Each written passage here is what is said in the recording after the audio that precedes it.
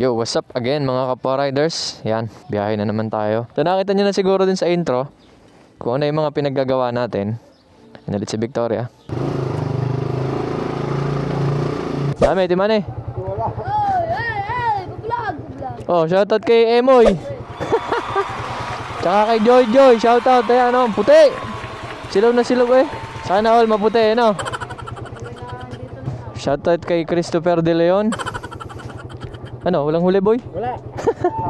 Let's go. So ayan, katulad ng dati, one bar pa rin. Kapag naman tayo mamaya mga kapwa. So sa ngayon, biyahe muna tayo. Content trivia nga lang pala mga kapwa, no? Yung microphone ko, hindi siya GoPro official na microphone talaga na kinakabit dito sa Hero 5. DIY lang yan mga kapwa. Ngayon, nagiging klaro lang talaga yung boses ko. Kasi meron tayong ginawang simpleng pamamaraan pero effective. So simple but effective na pamamaraan na pwede ko ding i-share sa mga kapwa motovloggers ko na nagsisimula pa lang din katulad ko. So very soon mga kapwa, abangan nyo yung ano natin, yung video natin tungkol dito sa vlogging setup ko ng helmet. Kasi marami nagtataka, okay daw yung mic, malinaw daw yung mic. Marami nagsasabi na maganda yung quality at akala nila parang naka GoPro mic adapter na ako pero hindi naman.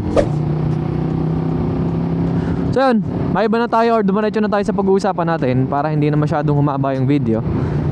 So ang pag-uusapan natin ngayon mga kapwa ay matagal ng pinagtatalunan at matagal ng kalituhan ng mga kapwa riders natin dyan na naka-Raider carb. Yung sinasabi natin na Eco versus Power Mode. Napakalaking kalituhan kasi ng mga kapwa riders natin dyan. Carb type mga kapwa, ulitin ko, carb type na Raider.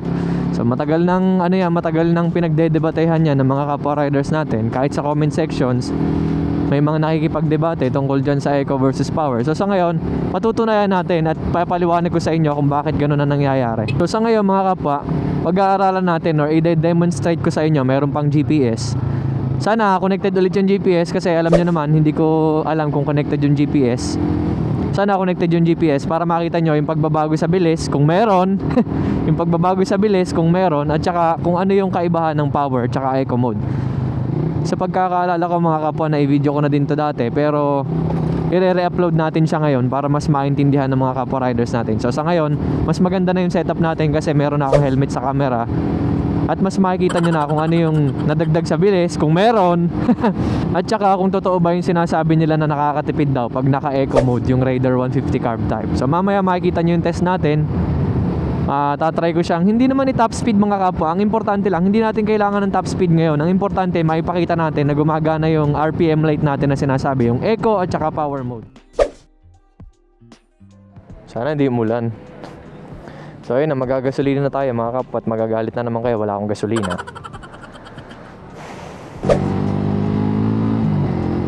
Alright, so sa ngayon mga kapwa, diretsuhin ko na ha. So yung Power mode, kung makikita nyo, naka Power mode ako. Hindi, titigil pala ako para explain muna yan. So ngayon mga kapwa, tumigil muna ako para ma-explain sa inyo na mas maayos yung tungkol dyan sa Eco versus Power mode.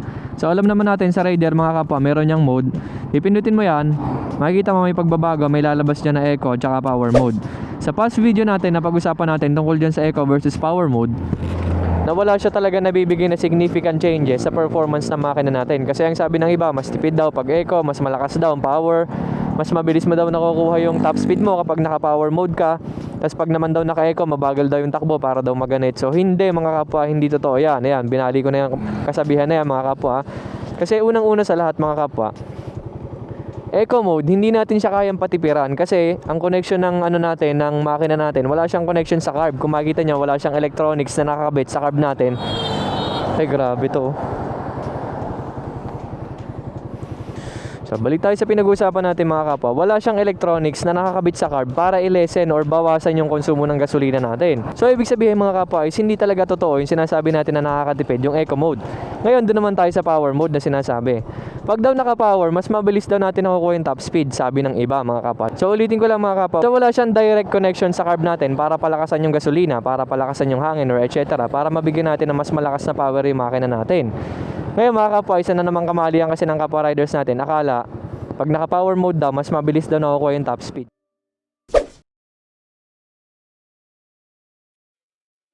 So sa ngayon, klaro na yung usapan natin. Wala siyang nabibigay na significant na epekto sa makina natin or sa performance or sa fuel consumption, etc. Ang importante mga kapwa, eto na, makikita nyo na kung ano yung changes. Lalagyan natin ng GPS at hopefully nakakonect na yung GPS, kasi sana naman talaga nakakonect, kasi kung hindi, parang baliwala lang or mahihirapan tayong intindihin yung sinasabi ko. Let's go.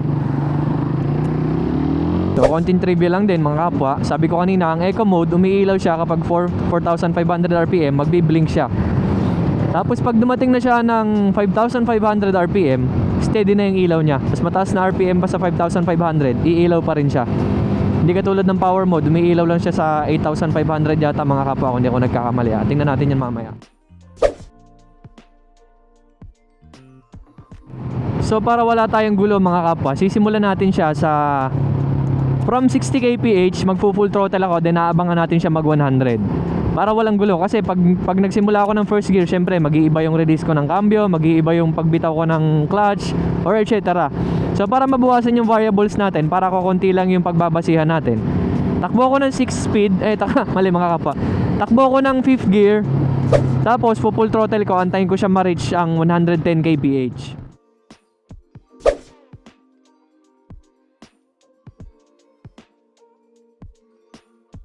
So ngayon mga kapwa, nandito na tayo. 3rd, 4th, 5th. 5th. Naka 5th na ako mga kapwa. Takbo tayo ng 60, then full throttle. Tingnan natin hanggang 110 mga kapwa, para mas madali. Or para hindi tayo masyadong gigil na gigil sa makina. 60, then full throttle. 3, 2, 1.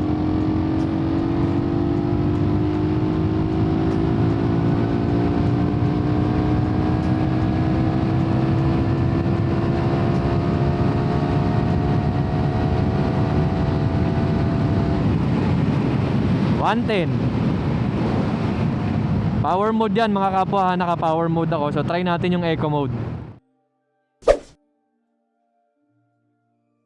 Palitan ko muna pala ng mode mga kapwa. Palitan ko ng mode.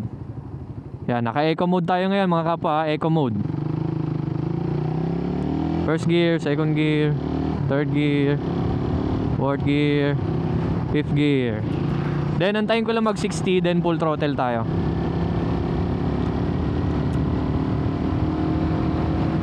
60. Full throttle ako in 3, 2, mamaya may nadaan. 3, 2, 1, go.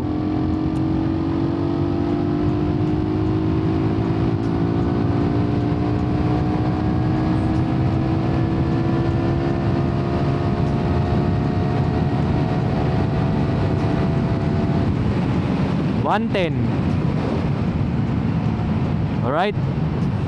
So yan mga kapwa, napakita ko na sa inyo yung eco and power. Then try naman nating patayin yung RPM. Tatlong balik na ako mga kapwa, nakakatatlong balik na ako dito.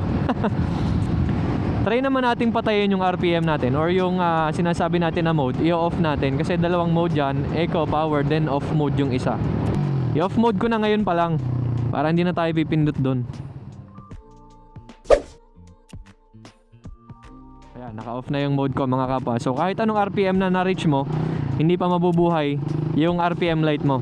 So gaya ng sinabi ko sa inyo mga kapwa, inabot natin yung 110 kph gamit ang 5th speed gear natin, para mabawasan tayo ng variables, para hindi na tayo mas mabilis yan kasi mas mabilis yung release mo ng cambio, mas mabilis yan kasi mas mabilis kang kumambyo no naka-power, para wala na tayong pagdebatehan na ganon. So 5th gear, full throttle, walang pagbabago. Kung mapapansin nyo mga kapwa, hindi ko pa nakapanood yung video, pero sa tingin ko konting-konti lang yung changes na nabigay.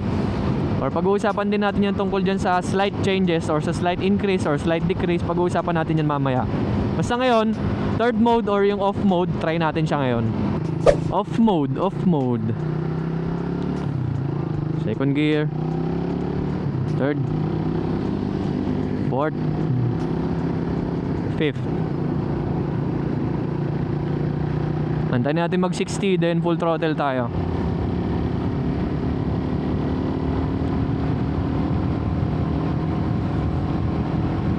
Full throttle in 3, 2, 1.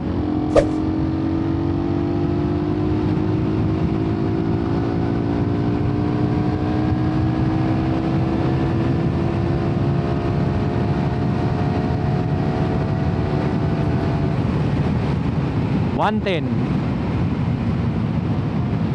So kung mapapansin nyo mga kapwa, pagsasabay-sabayin ko yan sa susunod na mga clips natin mga kapwa, pagsasabay-sabayin ko yan para makita nyo yung changes ng naka-eco, power, then naka-off mode. So pagsasabay-sabayin ko yan sa screen, makikita nyo kung ano yung changes, kung mas mabilis ba yung eco, mas mabilis ba yung power, mas mabilis ba yung naka-off mode. So malalaman natin yan ngayon mga kapwa.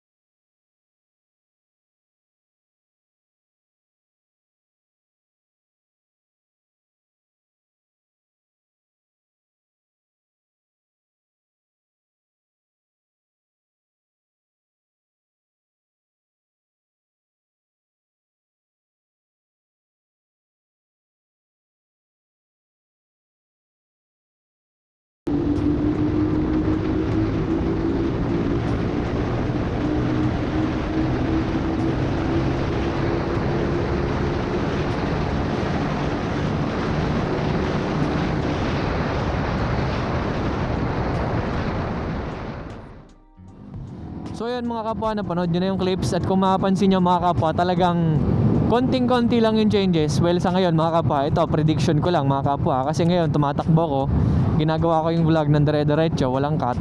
So sa tingin ko mga kapwa, meron siyang slight changes or hindi talaga siya magiging identical. Pagpalagay na natin nauna yung isa within 10 seconds and 0.5, yung isa naman 10 seconds and 0.3, ganon. So yung sa konting changes na yun mga kapwa, hindi yung nagja-justify na sinasabi natin na mas mabilis yung power, na mas matipid yung eco mode. Hindi siya nagja-justify para doon mga kapwa. Kulang yung proof na yon.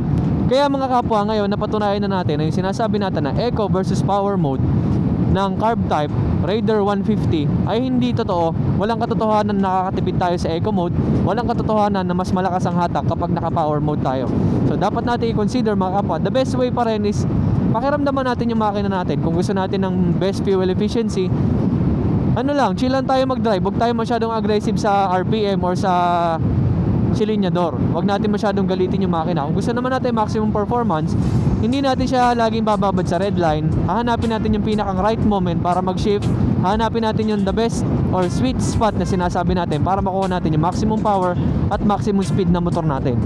So mga kapwa, again, huwag tayo magpapaniwala sa mga sabi-sabi lang. The best way pa rin mga kapwa, alam nyo naman, ito katulad ng ginagawa natin, dinedemonstrate natin at pinapakita natin sa lahat ng mga kapwa riders natin dyan para mas naiintindihan, di ba? So yun lang ulit mga kapwa, sana nag-enjoy kayo din sa video natin. Again mga kapwa, salamat sa rin suporta. Mas marami pa tayong videos very soon. Abangan niya mga kapwa, marami tayong kakaibang mga contents. Mas marami pa tayong mga videos very soon. So again mga kapwa,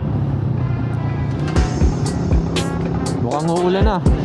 So again mga kapwa, ride safe and keep safe everyone. Bye bye.